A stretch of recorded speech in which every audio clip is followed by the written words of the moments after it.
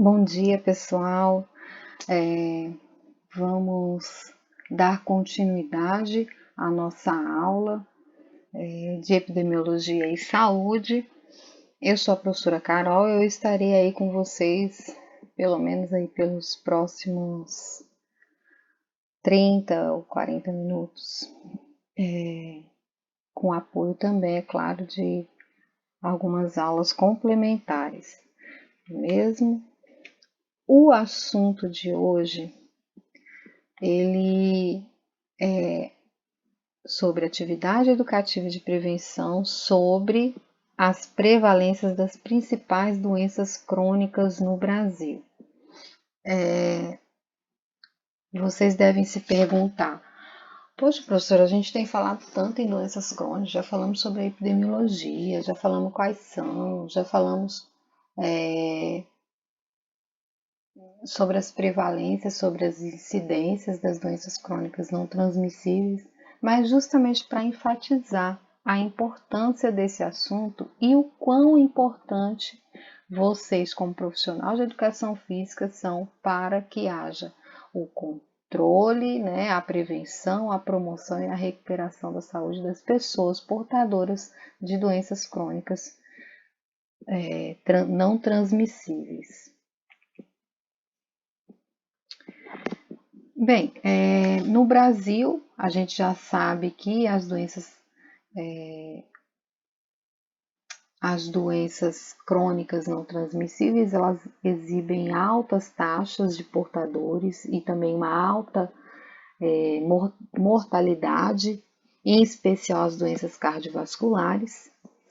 E em situação, tem tendência a se agravar não só pelo processo de envelhecimento da população, como também pela manutenção de hábitos impróprios, por exemplo, em relação à má alimentação, sedentarismo, tabagismo, que aumenta,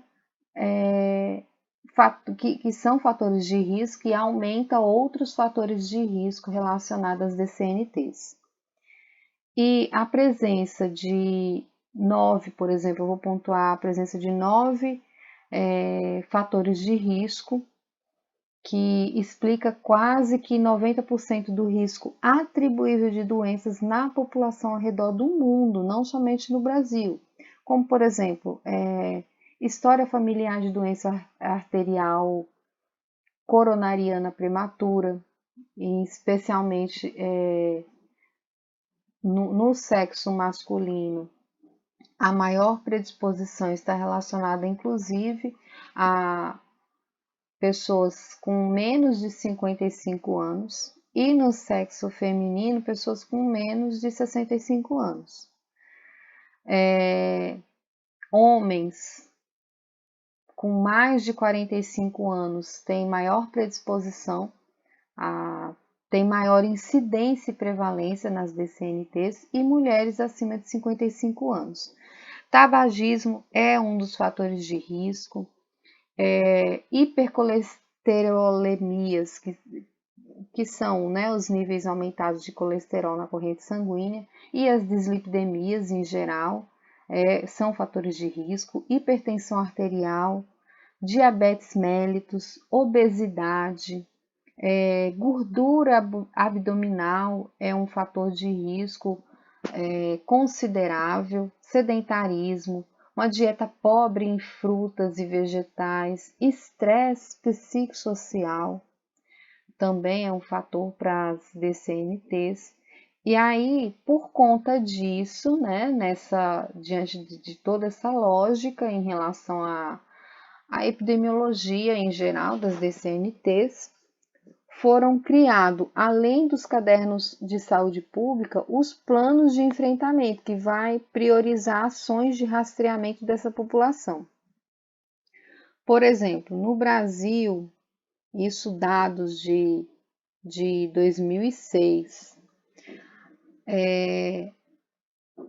estimava, né, que existiam diversos fatores de risco e que era importante, por exemplo, uma orientação sobre as medidas de prevenção.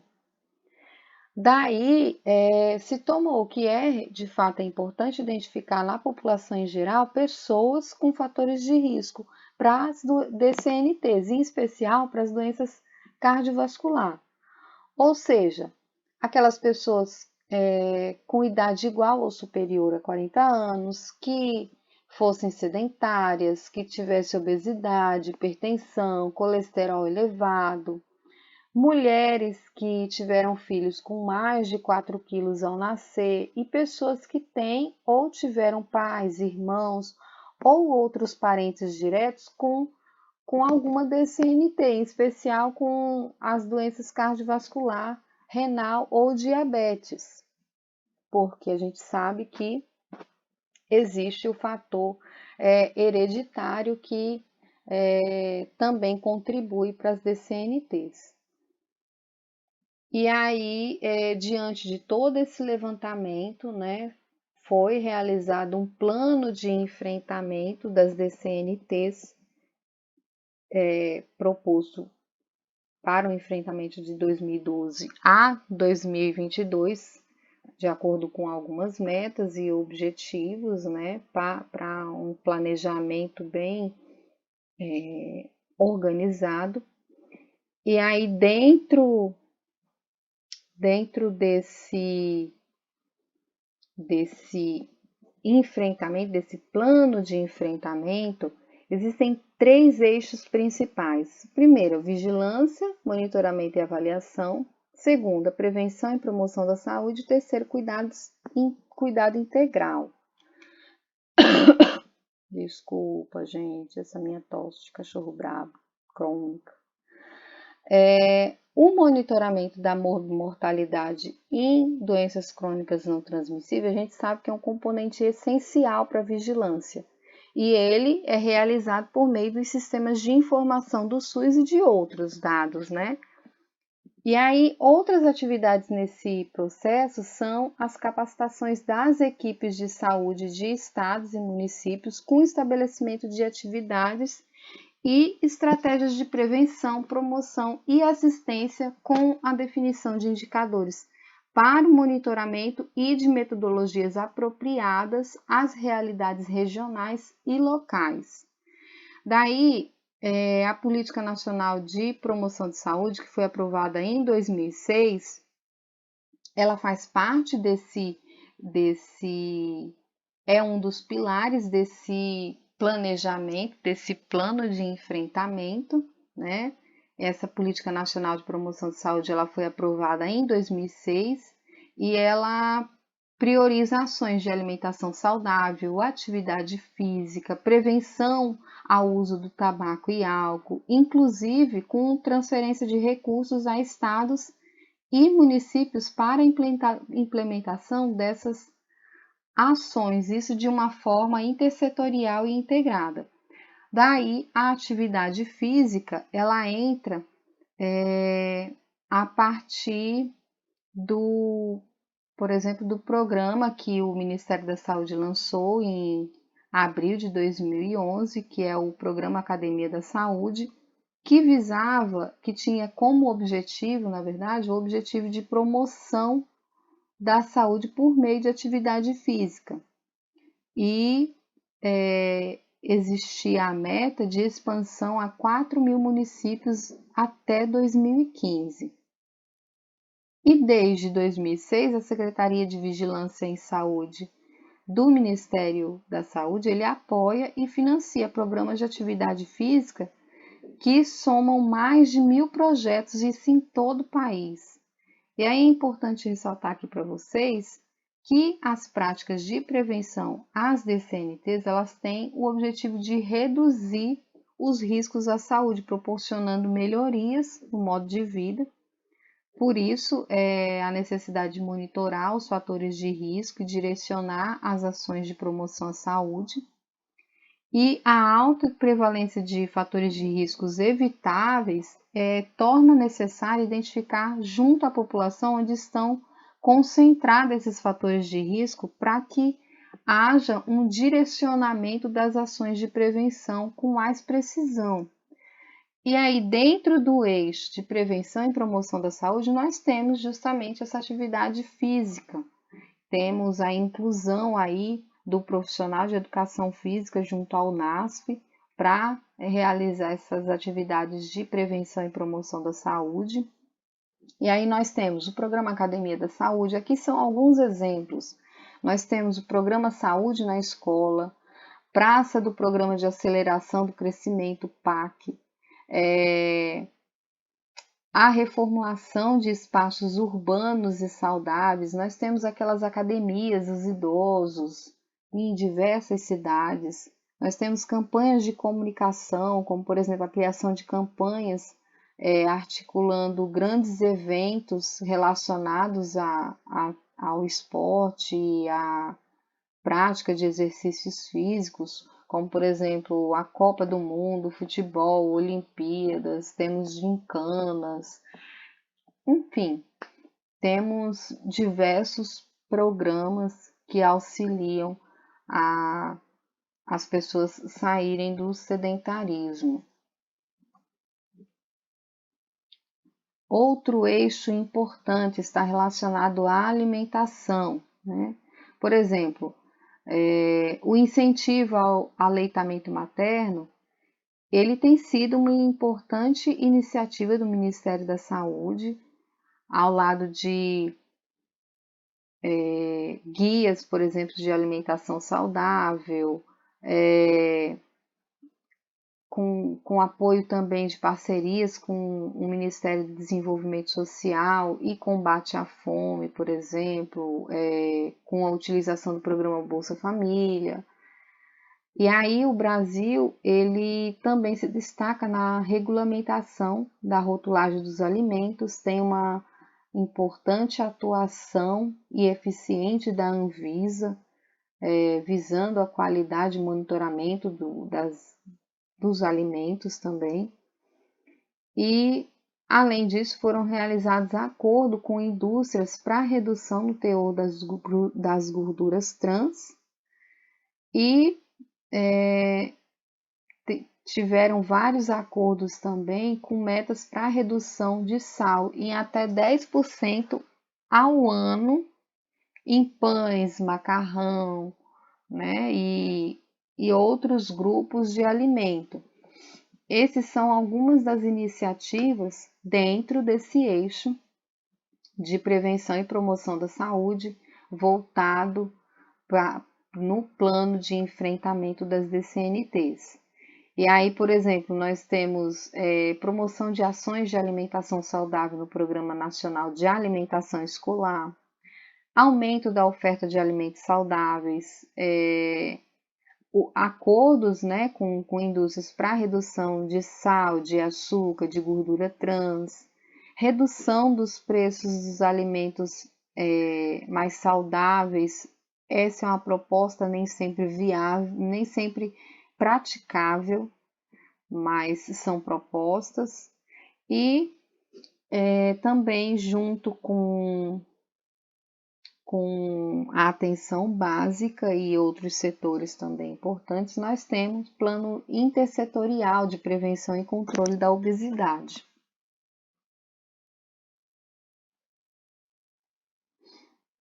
E a gente sabe que o tabagismo e o álcool também são fatores importantes e responsáveis, são importantes fatores de risco responsáveis pelas doenças crônicas não transmissíveis.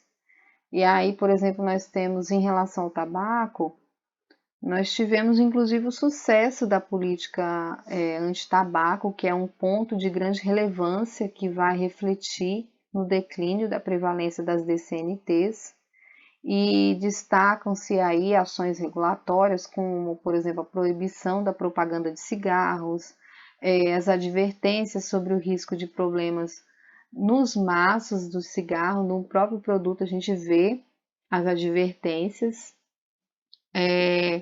Temos também a adesão à Convenção Quadro do Controle do Tabaco, isso em 2006.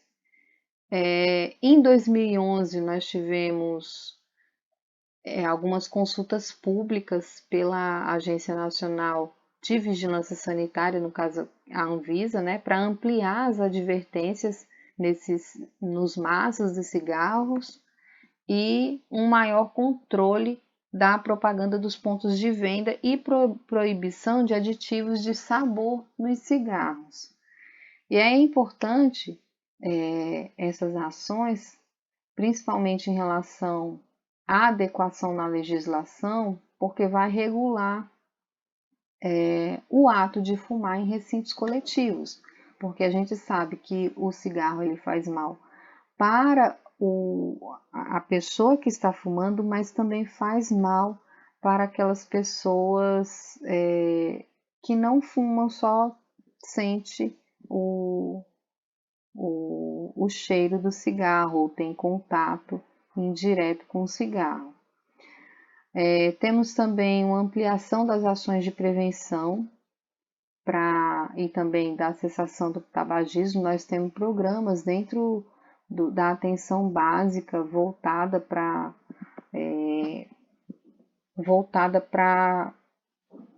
que não haja, né, o primeiro contato com o tabaco, ou as pessoas que já fumam, para que elas deixem de fumar.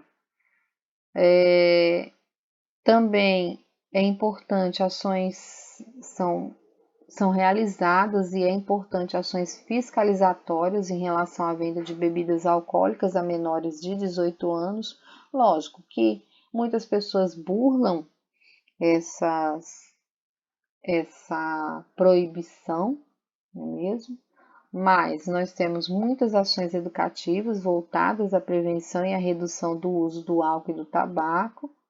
E também temos diversas iniciativas em relação à legislação específica ao tabagismo e álcool, para que haja justamente a prevenção e controle desses importantes fatores de riscos para as DCNTs.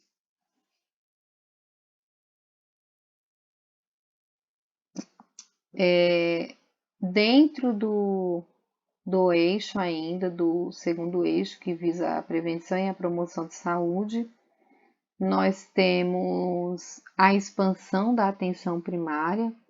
Por exemplo, a atenção primária em saúde, ela cobre cerca de 60% da população brasileira.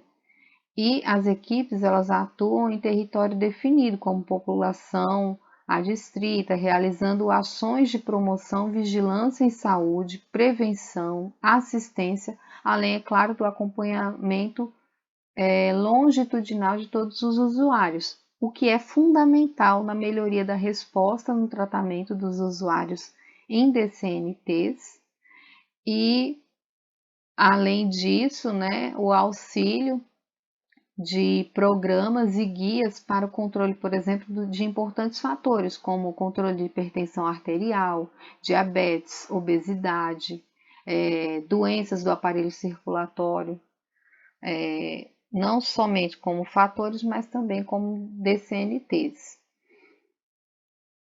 E aí, com base nessa expansão da atenção primária, se faz um acompanhamento em relação ao envelhecimento ativo, para que haja um envelhecimento com qualidade de vida.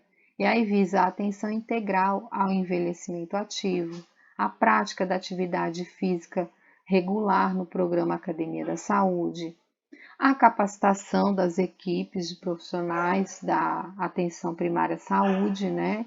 Isso visando um melhor atendimento das pessoas idosas e das pessoas portadoras de DCNT. E aí incentiva também a ampliação da autonomia e independência para o autocuidado e para o uso racional de medicamentos. E para auxiliar também nesse eixo, nós tivemos a criação de diversos programas para formação do cuidador da pessoa idosa, por exemplo, ou com condições crônicas na comunidade. Nós tivemos programas visando a redução dos fatores de risco e visando um melhor cuidado e gerenciamento das próprias doenças crônicas não transmissíveis. Em relação por exemplo, a distribuição gratuita de medicamentos para hipertensão e diabetes, nós tivemos uma expansão da atenção farmacêutica e da distribuição gratuita de mais de 15 medicamentos para hipertensão e diabetes.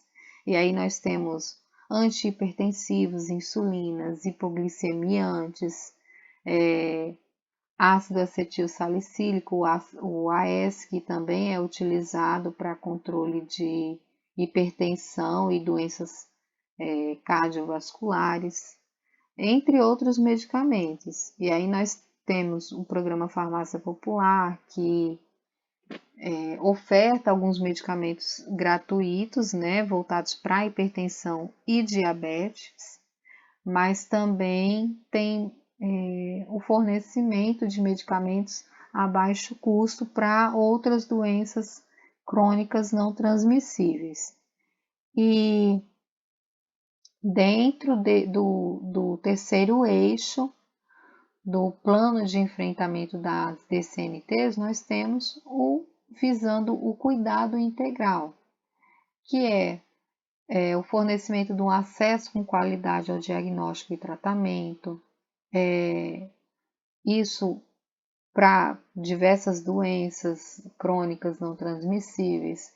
Temos a enfatização aí do tratamento do câncer, do diagnóstico e tratamento do câncer do colo de útero e mama, acesso a esses medicamentos, por exemplo, para diabetes, para hipertensão e outras doenças crônicas não transmissíveis.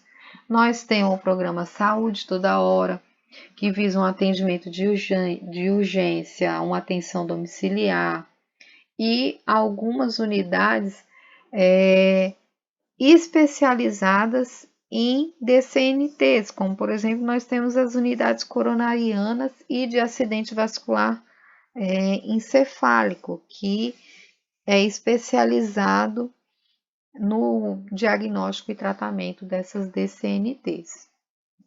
Bem, a gente sabe, né, que a vida moderna ela expõe a sociedade aos diversos fatores de risco comportamentais que está diretamente ligada à redução dos fatores de proteção. E aí a gente tem como exemplo a alimentação balanceada de qualidade nutricional, um consumo nós visamos, né, uma redução do consumo excessivo de álcool,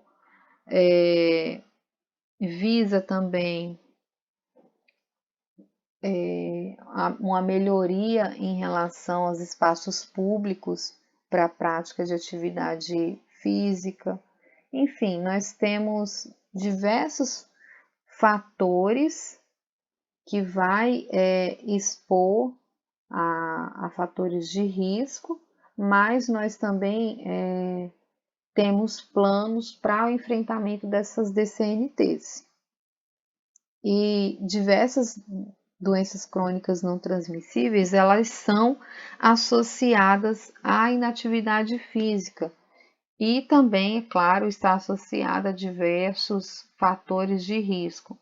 Por isso, a gente vê a necessidade da conscientização e a adoção de práticas de prevenção cada vez mais cedo, isso tanto na área urbana quanto na área rural, pois o abandono da produção de subsistência, ela gerou um aumento das práticas de alimentação urbana, de uma alimentação inadequada, e aí proporcionou também um aumento significativo da obesidade e de diversos fatores associados como hipertensão, dislipidemias, diabetes, entre outros, e por isso o profissional da educação física ele foi inserido no NASF como um suporte, um apoio profissional especializado para que haja essa prevenção, promoção e recuperação da saúde, principalmente para as doenças crônicas não transmissíveis, que está em primeiro lugar no ranking das mortes não só no Brasil, mas também no mundo. Pessoal, por hoje é isso na aula autoral. Nós vamos ter alguns vídeos complementares para reforçar o assunto da aula de hoje, que visa a atividade física para prevenção sobre as doenças crônicas no Brasil e no mundo também. Qualquer dúvida, eu estou à disposição de vocês, podem entrar em contato. Se cuidem, espero que todos estejam bem, fiquem com Deus, beijos.